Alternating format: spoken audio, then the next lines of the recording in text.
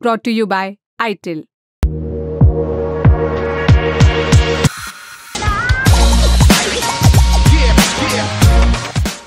राजनीति को अनिश्चितता का खेल यूं ही नहीं कहा जाता। ज्यादा दिन नहीं बीते, बीजेपी सांसद और केंद्रीय मंत्री गिरिराज सिंह ने ओडिशा के पूर्व सीएम नवीन पटनायक को भारत रत्न देने का सुझाव दिया था। इसकी प्रतिक्रिया में तब नवीन बाबू ने हैरानी जताते हुए कहा था कि मुझे नहीं पता क्यों।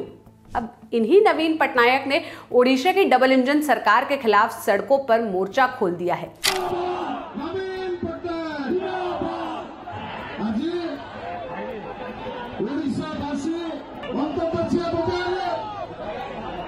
तारीख थी 5 जनवरी।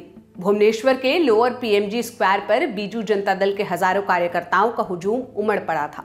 नेतृत्व कर रहे थे पार्टी के प्रमुख 78 साल के नवीन पटनायक। आप जानते ही होंगे, साल 2024 के विधानसभा चुनाव में नवीन बाबू की पार्टी को भारी हार का सामना करना पड़ा था। इस हार के साथ 24 सालों तक ओडिशा के सीएम रहे नवीन बाबू अब राज्य के नेता विपक्ष के तौर पर स्थापित हुए हैं। ऐसे में अब उनकी राजनीति राज्य सरकार की नीतियों के विरोध के इर्द गिर्द घूम रही है। अब देखिए ना, 5 जनवरी को नवीन पटनायक की अगुवाई में राज्य की बीजेपी सरकार के खिलाफ जबरदस्त विरोध प्रदर्शन हुआ। इस दौरान अपनी पार्टी के कार्यकर्ताओं को संबोधित करते हुए नवीन पटनायक ने कहा, बीजेपी ने जून के महीने में ओडिशा में सरकार बनाई। 7 महीने बीत चुके हैं। हम केवल लंबे चौड़े भाषण सुन रहे हैं, लेकिन काम बिल्कुल भी नहीं हुआ है। आवश्यक वस्तुओं की कीमतें दिन प्रतिदिन बढ़ रही हैं, लेकिन सरकार की ओर से कोई कार्रवाई नहीं की गई।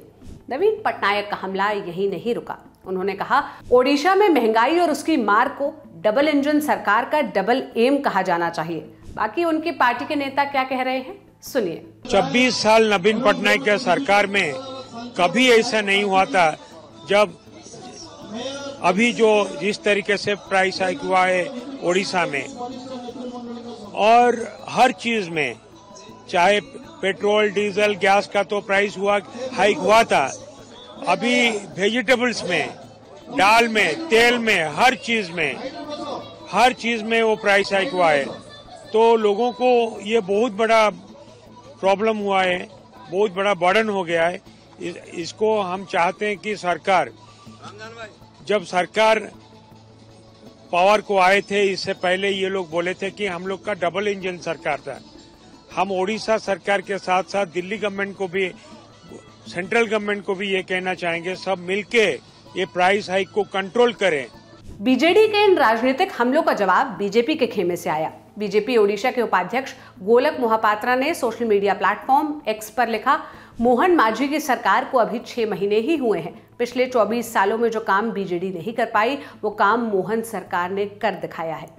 यहाँ आपको एक बात समझना जरूरी है, वो ये कि ओडिशा में बीजू जनता दल के गठन में भारतीय जनता पार्टी यानी बीजेपी का अहम रोल रहा है।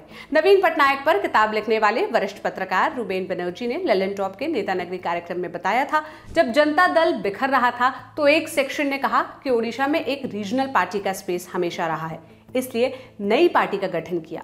पार्टी के पास ज्यादा पैसे नहीं थे, तब बीजेपी भी राष्ट्रीय स्तर पर बढ़ रही थी, लेकिन ओडिशा में उसकी पकड़ नहीं थी, इसलिए बीजेडी के गठन में उसने मदद की। जब बीजेडी की स्थापना को लेकर पहली बैठक हुई तो उसमें शत्रुघ्न सिन्हा, साहिब सिंह वर्मा समेत बीजेपी के कई नेता थे। बीजेपी ने खूब फंडिंग की।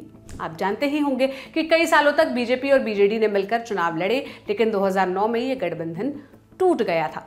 हालांकि इसके बाद भी बाहरी तौर पर बीजेपी को बीजेडी का समर्थन हमेशा हासिल ही रहा। ये हमने संसद के अंदर भी देखा है। अब दोनों ही पार्टी एक दूसरे के खिलाफ है और बीजेडी के जो नेता हैं नवीन पटनायक, उन्होंने जो कहा हमने आपको शुरुआत में बताया। इस मामले पर ललन टॉप की नजर बनी है। जो भी अपडेट्स वहां से आएंगे हम आप तक पहुंचा देंगे। बाकी आप इस मामले पर क्या राय रखते हैं, हमें कमेंट में बताइएगा।